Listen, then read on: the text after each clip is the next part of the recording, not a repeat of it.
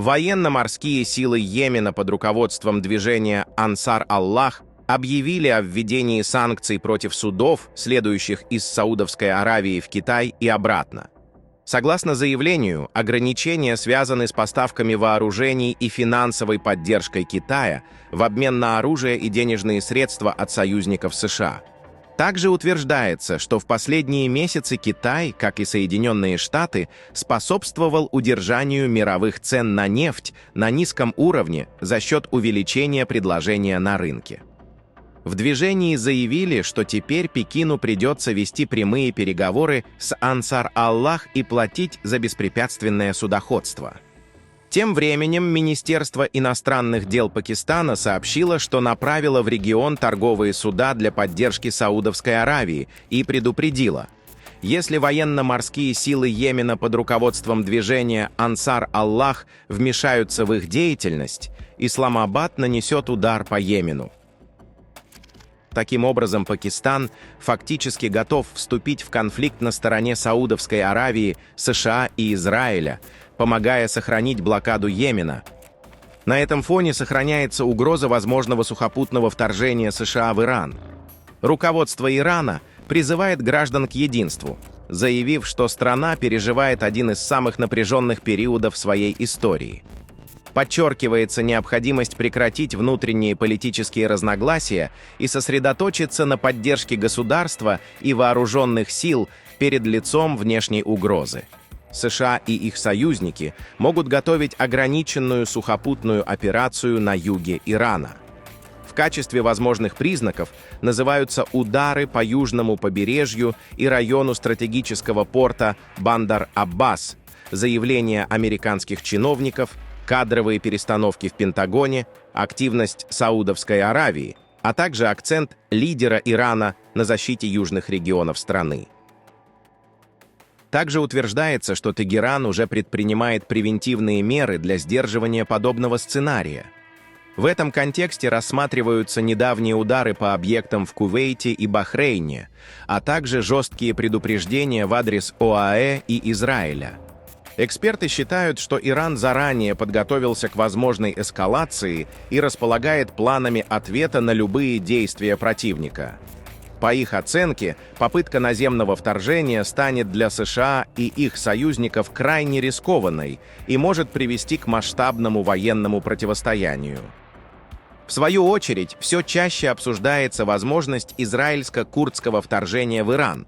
Может ли это стать новой бурей в пустыне? В израильских интернет-сообществах распространяется карта с предполагаемым сценарием возможного вторжения в Иран.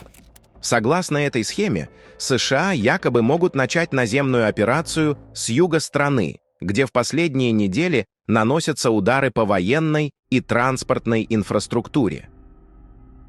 На Западе, как утверждается, к боевым действиям могут подключиться иранские курдские вооруженные группировки, базирующиеся в иракском Курдистане при поддержке Израиля. Также на карте упоминается возможная активность сил НАТО с территории Турции и участие белуджских вооруженных формирований на юго-востоке Ирана. При этом каких-либо подтверждений существования подобного плана нет. Отметим, что столь масштабные операции не становятся достоянием общественности заранее.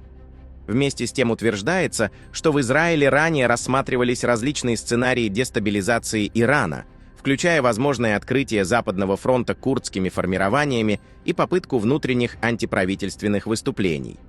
В случае затяжного конфликта отдельные курдские группировки могут со временем присоединиться к боевым действиям, однако в настоящее время они занимают выжидательную позицию и продолжают политические консультации. Одним из возможных условий их участия называется создание бесполетной зоны над курдскими районами по аналогии с севером Ирака в 1990-х годах. Отдельно подчеркивается значение Турции. По мнению экспертов, если Анкара сочтет наземную операцию против Ирана неизбежной, она может попытаться усилить влияние на тюркоязычное население северо-запада страны, действуя вне рамок НАТО. В свою очередь, Тегеран уже наносит удары по объектам иранских курдских вооруженных группировок в иракском Курдистане и усиливает военное присутствие у границы с Ираком, что, по мнению региональных экспертов, указывает на серьезные опасения по поводу возможного открытия Западного фронта. В свою очередь, Израиль усиливает подготовку на фоне роста морских амбиций Турции. На фоне усиления турецкого военно-морского флота в Восточном Средиземноморье Министерство обороны Израиля рассматривает возможность закупки специализированных противолодочных самолетов. Об этом сообщает израильское издание «Вала». По данным издания, такие самолеты будут использоваться для постоянного контроля акватории вокруг газовых платформ и ключевых морских коммуникаций Израиля, позволяя обнаруживать и сопровождать подводные лодки на дальних подступах. Как отмечается, решение связано с продолжающимся наращиванием подводного флота Турции и ее растущими амбициями в Восточном Средиземноморье. Если ранее Израиль предпочитал не переводить соперничество с Анкарой в военную плоскость, то теперь, по оценкам, изменение баланса сил на море требует усиления оборонительных возможностей.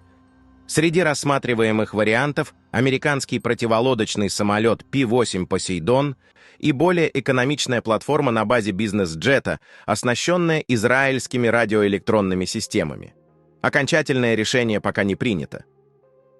Особо стоит отметить, что недавно министр иностранных дел Турции Хакан Фидан выступил с предупреждением в адрес Греции, одного из ключевых союзников Израиля в Восточном Средиземноморье, заявив, что Афинам даже не стоит думать о военном конфликте с Турцией.